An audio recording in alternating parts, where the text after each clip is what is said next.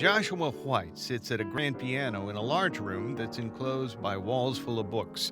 The room is a library, but it's also a jazz club. In San Diego, one of my favorite music venues is where we're currently, speaking at the Atheneum Music and Arts Library.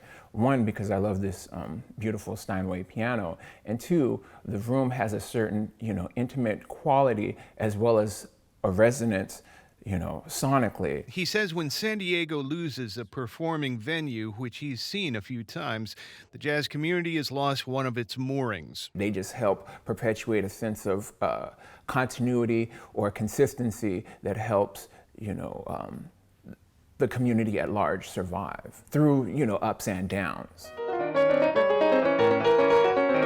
And those moorings are not just buildings. They are people who bridge the gap between jazz and major institutions in San Diego. Whether it's Gilbert Castellanos and the San Diego Symphony or Gilbert Castellanos and the San Diego Museum of Art through Panama 66 and his jam sessions on Wednesday evenings.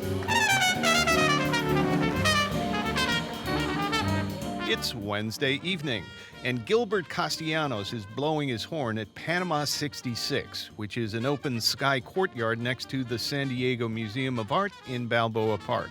He says Panama 66 has that connection between audience and band that a jazz club needs. That connection and that feeling, that vibe, that church vibe. Because every time I play, I'm on the altar of joy, and that's the stage. On that stage Wednesday night was drummer Johnny Steele. He's a tall kid, only 16, and he's a student of Castellanos. I really like playing in this open environment. It's very relaxed, and you're getting to play in front of and with some of the best musicians in San Diego, some of my favorite musicians who also just happen to live here. It's an awesome experience. In San Diego, the jazz scene relies on a scattering of venues. They include the Plaza Bar at the Westgate Hotel and Bread and Salt in Barrio Logan, which is operated by the Atheneum.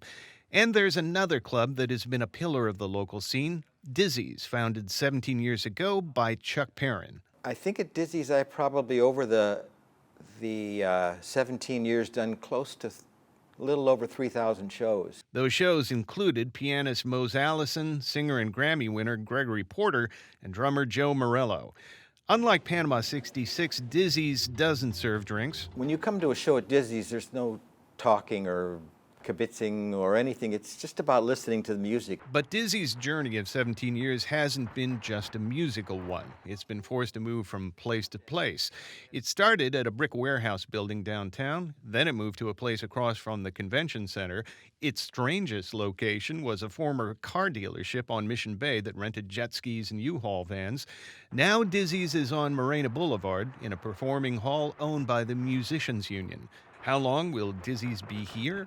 I hope I can stay here forever. San Diego has been home to a long list of jazz luminaries, which include legendary sax players James Moody and Daniel Jackson, both recently died, and the still active Charles McPherson. Gilbert Castellanos, who warms up his trumpet in his Normal Heights home, is still drafting his San Diego legend, and he's more than just an artist. He teaches youngsters at San Diego's International Academy of Jazz, and he's an accomplished promoter. He curates Jazz at the Jacobs, a series that brings international talent to the Jacobs Music Center. So, what is his take on a good jazz venue? I think a room where people are really listening to what is happening, where it's an interaction not only with the musicians on the stage, but an interaction with the audience. To me, that's extremely important because I personally feed off the energy. You find those rooms in lots of different places in San Diego. Tom Fudge, KPBS News.